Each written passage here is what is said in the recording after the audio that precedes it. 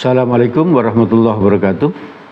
Alhamdulillahirabbil alamin. Rabbi shrah li sadri wa yassir li amri wahlul 'uqdatam min lisani yafqahu qawli. Rabbi zidni ilma warzuqni fahma. Asyhadu an la ilaha illallah wahdahu la syarikalah wa asyhadu anna Muhammadan abduhu wa rasuluh la nabiyya ba'dah. Allahumma salli ala Muhammad wa ala alihi wa ashabihi wa man tabi'ahum bi ihsanin ila yaumiddin. Jamaah Majelis Taklim yang dirahmati oleh Allah, alhamdulillah kita bersyukur kepada Allah karena kita telah dipilih oleh Allah untuk bisa istiqomah hadir ke majelis ilmu ini.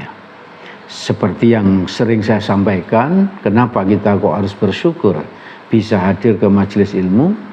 Karena ketika kita mengikuti majelis ilmu seperti sekarang ini, di sekitar-sekitar kita ini sekarang sedang duduk bersama kita banyak sekali malaikatnya. Yang menurut Nabi, sayap-sayap dari malaikat itu menjulang sampai ke langit sana, sampai ke langit. Dan nanti kalau kajian ini sudah kita tutup, mereka langsung terbang kepada Allah dan laporan kepada Allah. Kalau di tempat kita ini baru saja selesai diadakan majelis ilmu, maka apa yang dikatakan Allah kepada para malaikat? Bahwa Allah itu dengan bangganya, ya, Allah membanggakan kita dan mengatakan kepada malaikat, wahai para malaikat, saksikan olehmu bahwa mereka yang hadir ke majelis ilmu itu sudah aku ampuni. Jadi luar biasa orang yang ngaji itu, ya, mendapatkan ampunan dari Allah. Maka mari kita terus berdoa kepada Allah. Di samping kita bersyukur juga berdoa agar Allah memudahkan bagi kita untuk bisa istiqomah hadir ke majelis ilmu sampai kelak kita dicabut nyawa. Semoga dalam keadaan husnul khatimah. Amin amin ya rabbal alamin. Jemaah yang dirahmati oleh Allah, amal ibadah yang pertama kali besok akan dihisab oleh Allah di padang mahsyar adalah amal ibadah sholatnya. Menurut Nabi, kalau sholat kita itu sempurna, maka semua ibadah yang lain oleh Allah dianggap sempurna. Oleh karena itu, mari kita selalu berusaha untuk menyempurnakan sholat kita. Beberapa kali kita sudah mengkaji bagaimana cara menyempurnakan sholat itu. Antara lain kita sudah menyampaikan sholat itu harus tumakninah. Ya. Yang kedua, berjamaah di masjid atau di musola bagi yang laki-laki. Ya. Yang ketiga, memasang sutra atau pembatas. Ya.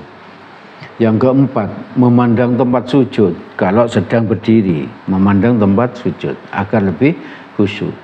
Lalu yang kelima, memperbaiki cara rukuk. Bahwa rukuk kita itu memegang lutut, ya, bukan memegang betis, bukan memegang paha. Gitu. Terus yang keenam, menghindari sholat dalam kondisi mengantuk. Ya. Jadi kalau mengantuk kita selesaikan mengantuknya dulu baru sholat.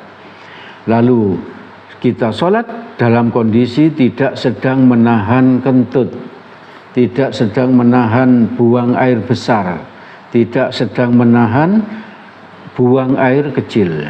Kalau kita merasakan itu, kita selesaikan dulu hajat kita, baru kita sholat.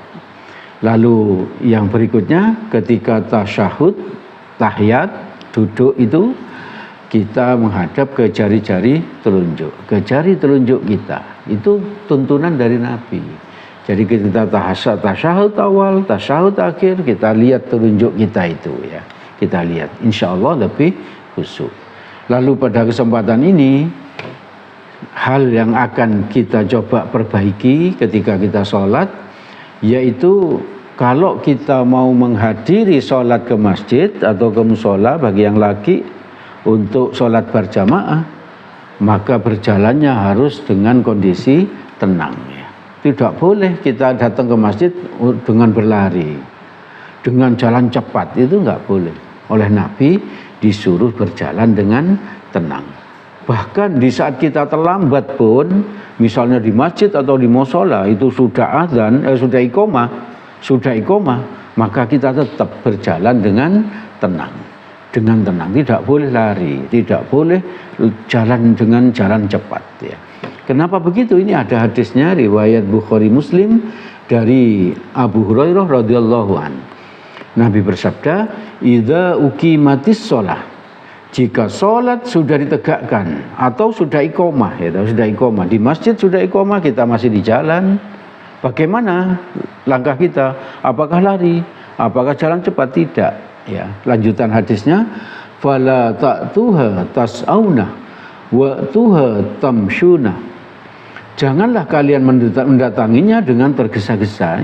Nabi menyampaikan jangan kita mendatangi dengan tergesa-gesa, apalagi dengan berlari. Lalu lanjutan hadis, alaikumus sakinah. Datangilah dengan berjalan tenang ya. Jadi tetap berjalan dengan tenang ya. Kenapa begitu? Kalau kita lari, maka nanti kita nyampe masjid dalam kondisi ngos-ngosan, kecapean. Sehingga sholatnya tidak khusyuk ya. Sholatnya tidak khusyuk. Lalu lanjutan hadisnya, fama adraktum fasallu wa ma fatakum faatimmu. Maka apa yang kalian dapatkan, sholatlah. Dan mana yang kalian tinggalkan, sempurnakanlah. Ini maksudnya apa? Kalau kita terlambat, lalu kita mendapati imam itu belum ruku, itu berarti apa? Kita sudah mendapatkan rokaat itu gitu ya. Tapi kalau kita mendapati imam sudah i'tidal, maka saat itu kita sudah ketinggalan rokaat itu. Jadi misalnya imam itu i'tidal di rokaat pertama, berarti kita sudah ketinggalan rokaat pertama. Maka menurut Nabi nanti harus disempurnakan ya, harus disempurnakan. Rokaat yang kita ketinggalan itu kita sempurnakan. Tapi kalau kita mendapati imam sedang ruku, lalu kita takbiratul ihram langsung ruku ngikuti imam, itu berarti kita sudah mendapatkan rokaat itu. Tidak perlu kita menyempurnakan nanti di belakang ya. Ibu bapak, saudara-saudara yang dirahmati oleh Allah, itu yang pertama yang harus kita sempurnakan. Jadi ada 2 poin tadi itu, bahwa apa? Berjalan dengan tenang ya, berjalan dengan tenang. Lalu yang kedua adalah apa? Kalau kita mendapatkan imam itu ruku atau sebelumnya, itu berarti kita sudah mendapatkan rokaat itu. Tapi kalau kita mendapati imam sudah i'tidal atau malah lebih dari itu, berarti kita tidak mendapatkan rokaat itu. Nanti harus kita tambahi di belakang. Setelah imam salam, kita tidak boleh salam, harus menyempurnakan rokaat yang kita ketinggalan. Ibu bapak, saudara-saudara yang dirahmati oleh Allah, yang kedua yang bisa kita perbaiki, kalau kita sedang sholat berjamaah, kita harus apa? Memilih shaf yang terbaik ya. Memilih shaf yang terbaik, berebut shaf yang terbaik. Oleh karena itu jangan sampai ketinggalan kalau mau ke masjid atau mau ke musola untuk berjamaah, jangan ketinggalan, baik yang laki-laki maupun yang perempuan. Jadi kalau bisa itu sebelum adzan itu kita sudah datang di masjid. Bahkan kalau bisa kita sendiri yang adzan ya, kalau bisa. Tapi kalau tidak ya minimal kita apa? Kita mendapati imam sedang itu takbiratul ihram, dan kita bisa berebut shaf yang terbaik. Shaf yang terbaik itu bagi wanita itu banyak yang salah kaprah ya. Kalau yang laki-laki itu sudah banyak yang benar ya. Nah ini penjelasan dari Nabi, shaf terbaik itu. Hadis riwayat Muslim dari Abu Hurairah radhiyallahu an. Khairu sufufur rijal awwaluha wa syarruha akhiruha. Nabi bersabda, sebaik-baik shaf bagi laki-laki adalah yang paling depan ya, yang paling depan. Dan shaf yang paling buruk adalah yang paling belakang.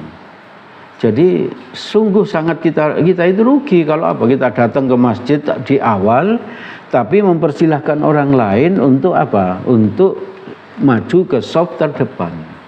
Karena shaf terdepan itu adalah shaf yang terbaik, gitu. Jadi kalau kita bisa mendapati saf terdepan, kita rebut saf terdepan itu. Jangan sampai kita memilih yang belakang-belakang. Apalagi yang paling belakang, itu adalah saf yang paling buruk. Lalu yang perempuan, ini yang sering salah kaprah. Banyak orang perempuan kalau datang awal terus merebut saf depan gitu. Ternyata itu saf yang terjelek ya. Lanjutan hadis tadi. Wa khairu sufufun nisa akhiruha wa syarruha awwaluha. Sebaik-baik saf untuk wanita adalah yang paling belakang ya. Yang paling belakang gitu. Jadi kalau para wanita berjamaah di masjid lalu datang awal, maka apa? Rebut saf paling belakang. Yaitu yang di tembok paling belakang itu. Justru itu yang harus direbut, jangan berebut yang di depan. Karena menurut Nabi, lanjutan hadisnya, dan yang paling buruk bagi wanita adalah yang paling depan. Jangan salah ibu-ibu ya. Jadi datang awal berebut saf depan, salah ya.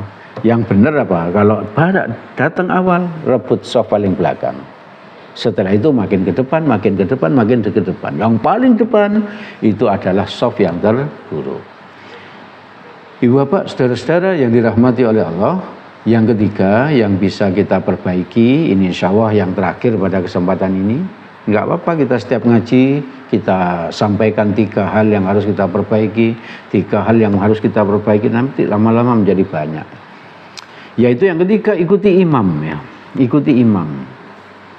Hadis riwayat Muslim nomor 416 dari Abu Hurairah radhiyallahu anhu, Rasulullah sallallahu alaihi wasallam bersabda, innama ju'ilal imamu liyutamma bihi. Artinya sesungguhnya imam diangkat untuk diikuti. Ingat, imam diangkat untuk diikuti. Berarti semua gerakan imam itu harus kita ikuti dengan segera ya. Tidak boleh mendahului, tidak boleh memperlambat. Lanjutan ayat ini. Fa idza raka'ah farqa'u. Kalau imam itu ruku, maka segeralah ruku ya. Jangan memperlambat ya, jangan memperlambat. Terutama bagi yang terlambat ini ya. Bagi yang terlambat misalnya apa? Sudah itidal, imam ruku, dia belum ruku. Tapi masih membaca Al-Fatihah gitu. Tidak menurut Nabi ini. Imam ruku, kita ikut ruku gitu ya. Kita ikut ruku. Karena apa? Bacaan imam itu juga bacaan makmum. Jangan salah, apalagi nanti apa? Imam ruku, lalu kita masih baca Al-Fatihah, imam itidal kita ruku, kita ketinggalan 1 rakaat gitu. Nantinya.